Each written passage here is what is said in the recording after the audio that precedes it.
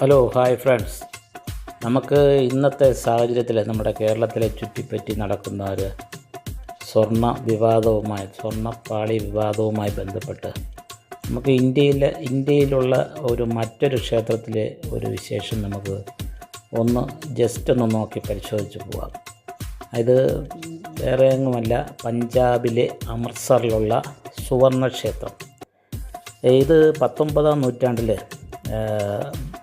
മഹാരാജ രഞ്ജിത് സിംഗ് ഒരു 750 കിലോ സ്വർണം പൂശാനായി ആ ക്ഷേത്രത്തിന് നൽകുകയുണ്ടായി.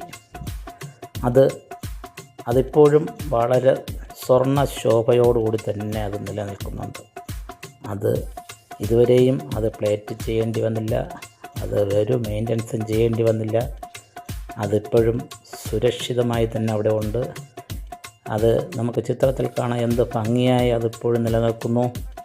അപ്പോൾ നമുക്ക് ഇതിൽ നിന്നും മനസ്സിലാക്കാവുന്നത് അത് എത്രയും ഉത്തരവാദിത്വത്തോടു കൂടി ആ ക്ഷേത്രത്തെ പരിപാലിച്ചു കഴിഞ്ഞാൽ ഒരു കളവും പോവില്ല എന്നുള്ളതാണ് ഇതിൽ നിന്ന് നമുക്ക് മനസ്സിലാക്കേണ്ടത്.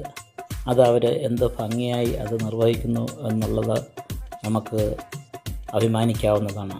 ഇതൊരു മാതൃകയാക്കി ഇനിയെങ്കിലും നമ്മുടെ കേരളത്തിലെ ക്ഷേത്രങ്ങളിലെ സ്വത്തുക്കൾ സംരക്ഷിക്കാൻ ഇതൊരു പാഠമാകട്ടെ എന്ന് ആശംസിക്കുന്നു.